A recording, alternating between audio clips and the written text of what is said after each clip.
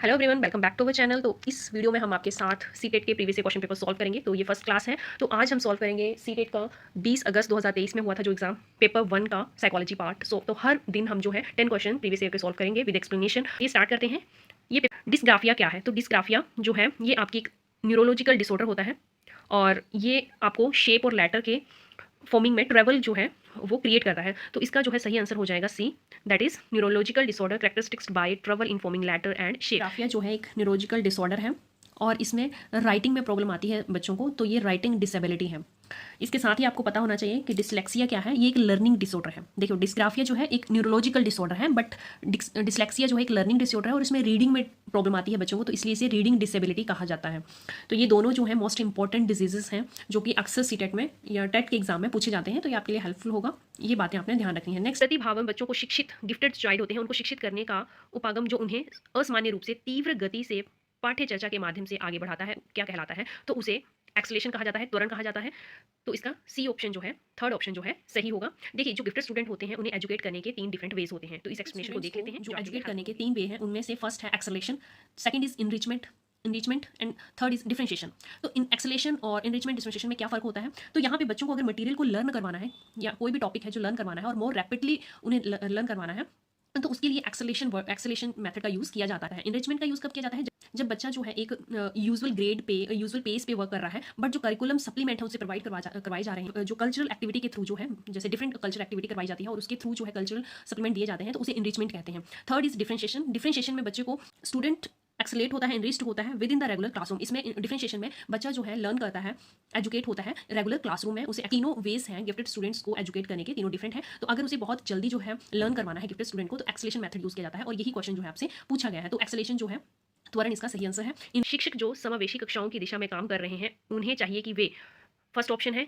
पाठ्य चर्चा में अनुकूल करें, विविध दृष्टिकोणों को शामिल करें। थर्ड, अपने स्वयं के अंतर्निहित पूर्वग्रहों की जांच करें। फोर्थ है, विविधता को एक बाधा के रूप में देखें। तो ये जो फोर्थ ऑप्शन है ये तो कभी हो नहीं सकता कि जो है डाइवर्सिटी को एक ऑब्स्टेकल की तरह देखें, तो ये तो ऑप्शन नहीं है। और ऊपर के जो तीनों ऑप्शन है ये तीनों जो है एक इंक्लूसिव क्लासरूम में टीचर को इन्वॉल्व करने चाहिए, तो इसमें हो जाएगा आपका सेकंड जो है करेक्ट आंसर। फोर्थ क्वेश्चन देखिए, शैशव अवस्था में समाजीकरण की डैश संस्थाएं प्रमुख रूप से महत्वपूर्ण है, जबकि प्रारंभिक बाल्य अवस्था में समाजीकरण की डैश संस्थाएं भी महत्वपूर्ण होती हैं। तो देखिए, इसमें क्या है कि जब बच्चा इन्फेंट होता है, मीन्स बहुत ही छोटा होता है, तो सोशलाइजेशन की कौन सी एजेंसी जो है उसके लिए हेल्प होती है? तो आपको पता है सोशलाइजेशन को 2 पार्ट्स में डिवाइड किया गया है, प्राइमरी एजेंसी और सेकेंडरी में। तो जब बच्चा छोटा है, शैशव अवस्था है, तो उसके लिए प्राथमिक संस्थाएं प्रमुख होती हैं, और जब वो अर्ली चाइल्डहुड में आ जाता है तो उसके लिए सेकेंडरी संस्थाएं भी महत्वपूर्ण होती हैं। चलिए इसको एक बार देख लेते हैं। इस एक्सप्लेनेशन पार्ट्स में डिवाइड किया गया है, प्राइमरी एजेंसी और सेकेंडरी एजेंसी। तो प्राइमरी एजेंसी में आपका फर्स्ट होता है जो बच्चे के साथ उसके अर्ली एज में डायरेक्टली कॉन्टैक्ट होता है, सस्टेनेबली उनके साथ कॉन्टैक्ट में रहते हैं, तो वो फैमिली मेंबर होते हैं, उसके पेरेंट्स होते हैं, फैमिली मेंबर होते हैं। तो प्राइमरी एजेंसी में जो है फैमिली आती है बच्चे की, और सेकेंडरी एजेंट में जब वो थोड़ा बड़ा हो जाता है, चाइल्डहुड में पहुंच जाता है, तब उसके साथ जो कॉन्टैक्ट में आते हैं उसे सेकेंडरी एजेंट कहा जाता है। जैसे उसके पीर ग्रुप, एजुकेशन, मीडिया, रिलीजन, ये जो सारे जो एजेंट हैं वो सेकेंडरी एजेंट में आते हैं।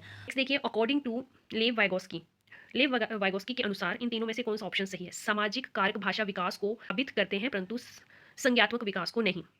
सेकंड है, संज्ञात्मक विकास भाषा विकास को सुगम बनाता है। थर्ड है, भाषा विकास और संज्ञात्मक विकास एक दूसरे से स्वतंत्र रूप से विकसित होते हैं। और फोर्थ ऑप्शन है यहाँ पे, भाषा विज्ञान संज्ञात्मक विकास को सुगम बनाता है। तो वाइगोस्की की जो थ्योरी थी वो सोशलाइजेशन पे बेस्ड थी, और उनके अकॉर्डिंग जो था सोशल और लैंग्वेज की बहुत ही इंपॉर्टेंट थी। तो वाइगोस्की के अनुसार सोशल डेवलपमेंट जो थी वो कोग्निटिव डेवलपमेंट को फैसिलिटेट करती थी, मीन्स भाषा विकास संज्ञात्मक विकास को सुगम बनाता था। इसका फोर्थ ऑप्शन जो है वो सही होगा।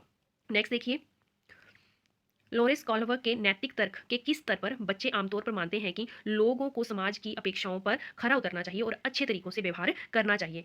तो कॉल्वर की पारंपरिक स्तर जो है इसका करेक्ट आंसर होगा। नेक्स्ट देखिए, 7th क्वेश्चन में यहाँ पे बताया गया है कि कथनों को पढ़िए और सही विकल्प का चयन कीजिए। तो यहाँ पे एक आपको क्वेश्चन दिया गया है और उसका रीजन बताया गया है, कारण बताया गया है कि ये सही कारण होगा या नहीं, इसके अकॉर्डिंग आपने आंसर देना है। तो चलिए स्टार्ट करते हैं। शिक्षकों और साथियों जैसे अधिक जानकार अन्य लोगों के साथ बातचीत शिक्षार्थियों को उनकी समझ और कौशल विकसित करने में मदद करने के लिए आवश्यक समर्थन और मार्गदर्शन प्रदान कर सकती है। मीन्स अगर आप अपने से ज़्यादा नॉलेजेबल पर्सन के साथ रहोगे तो वो आपको गाइडेंस और सपोर्ट देने के लिए आवश्यक होती है और आपको अच्छा मार्गदर्शन प्रदान करती है। ये एक कथन है। अब इसका रीजन दिया गया है, इस सामाजिक संपर्क सीखने और विकास का एक प्रमुख घटक है। तो जो सोशल इंटरेक्शन होती है वो लर्निंग और डेवलपमेंट में हेल्प करती है। क्या इसका ये सही कारण है या नहीं, ये आपने बताना है। तो फर्स्ट में बताया गया ए और आर दोनों गलत है, मीन्स ये दोनों ऑप्शन गलत है। नेक्स्ट में ए और दोनों सही है और आर जो है ए का सही व्याख्या है। तो जो कथन बताया गया है, अगर इसका ये रीजन सही है तो बी सेकंड ऑप्शन जो है आपका सही आंसर होगा। ए और आर दोनों सही है परंतु आर ए की सही व्याख्या नहीं करता है। ए सही है परंतु आर गलत है। तो इसमें देखिए, जब आप अपने से ज़्यादा नॉलेजेबल पर्सन के साथ रहोगे तो वो आपको अच्छी गाइडलाइंस और सपोर्ट प्रोवाइड करवाएगा। तो ये कथन तो बिल्कुल सही है और जो सोशल इंटरेक्शन है वो डेवलपमेंट में हेल्प करती है, लर्निंग में हेल्प करती है। ये इसका रीज़न भी बिल्कुल सही है। तो इसका सेकंड ऑप्शन सही हो जाएगा कि ए और आर दोनों सही हैं और आर ए की सही व्याख्या करता है। नेक्स्ट 8th क्वेश्चन, अधिगमन के लिए आकलन का मुख्य लक्ष्य क्या है? मीन्स असेसमेंट फॉर लर्निंग का मेन जो गोल है वो क्या है? तो फर्स्ट ऑप्शन इन्होंने दे रखा है, उन विद्यार्थियों की पहचान करना जिन्हें धीमा सीखने वालों के रूप में वर्गीकृत किया जा सके। मीन्स जो स्लो लर्नर है उनको अलग किया जा सके। तो ये ऑप्शन नहीं हो सकता क्योंकि इंक्लूसिव क्लासरूम के बारे में हम बात कर रहे हैं। तो चाहे वो स्लो लर्नर है, फास्ट गिफ्टेड स्टूडेंट है, उनको उनका क्लासिफिकेशन करना कभी भी मेन रोल नहीं हो सकता। सेकंड देखिए, विद्यार्थी के प्रदर्शन का मूल्यांकन करना और ग्रेड देना। तो ग्रेड जो है सीसीई के अंडर नहीं आता है, बच्चे का मूल्यांकन करना होता है बट उसको ग्रेडिंग प्रोवाइड नहीं करनी है।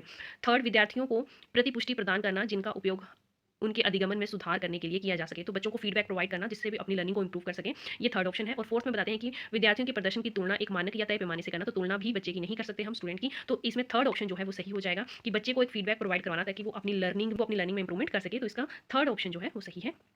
नेक्स्ट देखिए, किस आयु में बच्चे शब्दों के खेल में शामिल हो सकते हैं और ऐसे चुटकुलों और पहेलियों को पसंद कर सकते हैं जिनमें शब्दों का खेल शामिल हो। तो 7 वर्ष के बच्चे जो हैं वो ऐसे खेलों में शामिल हो सकते हैं। तो फोर्थ इसका सही आंसर हो जाएगा। नेक्स्ट देखिए 10th क्वेश्चन, कैरल गिलिगन ने कॉलबर्ग के नैतिक विकास के सिद्धांत आलोचना की। तो जो गिलिगन थे उन्होंने कॉलबर्ग के नैतिक विकास जो थे उसके सिद्धांत की आलोचना की थी। तो वो क्यों की थी, किस प्रोस्पेक्टिव से की थी? तो जो नारीवादी दृष्टिकोण था कॉलबर्ग का, उस सिद्धांत पे उन्होंने उनकी आलोचना की थी। तो इसका सेकंड जो है वो करेक्ट आंसर हो जाएगा। चलिए 11th क्वेश्चन भी कर लेते हैं साथ में ही। जिन पियाजे के अनुसार पूर्व संक्रियात्मक चिंतन की मुख्य विशेषताओं में से एक डैश है जो किसी भी स्थिति में एक पहलू पर ध्यान केंद्रित करने और दूसरों की उपेक्षा करने की प्रवृत्ति को संदर्भित करता है, मीन कहा जाता है। सही आंसर केंद्रीय हो जाएगा। इसी के साथ आज की वीडियो यहीं तक के क्वेश्चन हम नेक्स्ट वीडियो में करेंगे। अगर वीडियो अच्छी लगी हो तो लाइक और शेयर जरूर कर दें। Thanks for watching.